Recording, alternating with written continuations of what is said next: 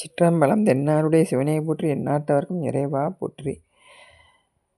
திருமூல தேவநாயனார் அருளிய திருமந்திரம் இதில் 2ஆம் தந்திரத்தில் எலும்பும் கபாலமும் அப்படிங்கிற தலைப்பில் இருக்கக்கூடிய பாடல். எலும்பும் கபாலமும் ஏந்தி எழுந்த வளம்பன் மணிமுடி வானவராதி, எலும்பும் கபாலமும் ஏந்தில நாகில் எலும்பும் கபாலமும் இற்று மன்னாமே அப்படின்னு சொல்கிறாரு. சிவபெருமான் இறந்த தேவரது எலும்புகள் எல்லாத்தையும், அதாவது பிரம்மனது தலைகளையும் மாலையா, இந்திரன் பிரம்மா இப்படி திருமால் இவங்களுடைய தலையெல்லாம் மாலையாக கோத்து அணிஞ்சு பிரம்ம விஷ்ணுக்களுடைய கங்காளம், அதாவது எலும்பு கூட்டின தோல் மேலே சுமந்து நிற்பான் அப்படின்னு நம்ம பார்ப்போம்.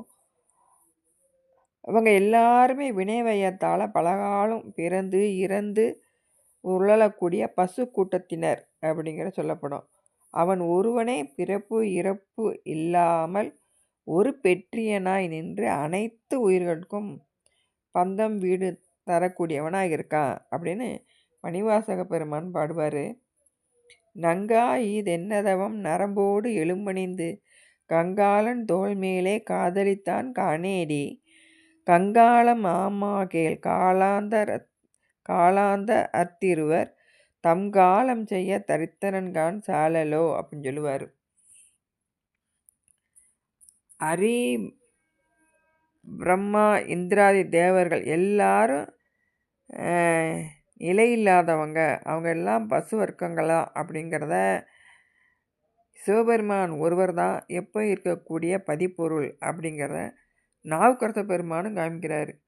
100 கோடி பிரம்மர்கள் நொந்தினார் 6 கோடி நாராயணர் அங்கனே, ஏறு கங்கை மணல் எண்ணில் இந்திரர் ஈரில்லாதவன் ஈசன் ஒருவனே அப்படின்னு சொல்கிறார். எலும்பையும் தலையையும் அணிந்த கோலம் அவன் காரிய பிரபஞ்சத்தை தாங்கி நிற்பதையும், சாம்பல் அணிந்திருப்பது காரண பிரபஞ்சத்தை தாங்கி நிற்பதையும் உணர்த்தக்கூடியதாக இருக்குது.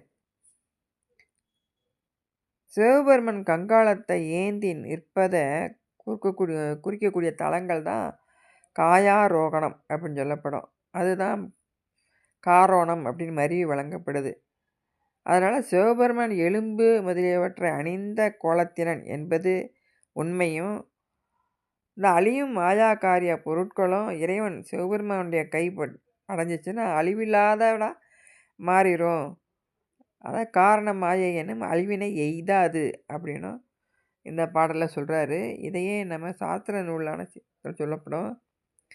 இறுதியாம் காலம் தன்னில் ஒருவனே இருவரும் தம் உறுதியின் நின்றார் எண்ணின் இறுதிதான் உண்டாகாதாம், அறுதியில் அரணே எல்லாம் அளித்தலால் அவனால் இன்னும் பெரிது நாம் ஆக்கம் நோக்கம் பேர் அதிகரணத்தாலே அப்படின்னு சொல்லி இறைவன் சிவபெருமான் ஒருத்தர் தான் என்றும் அழிவில்லாதவர், தோற்றம் முடிவும் இல்லாத பொருள், மற்ற எல்லாமே உயிர் வர்க்கம் அப்படின்னு சொல்லி சொல்லப்படும். தோன்றி நின்று அழியக்கூடிய பசு வர்க்கத்தை சேர்ந்தவங்க அப்படின்னு சொல்லி சிற்றம்பலம்.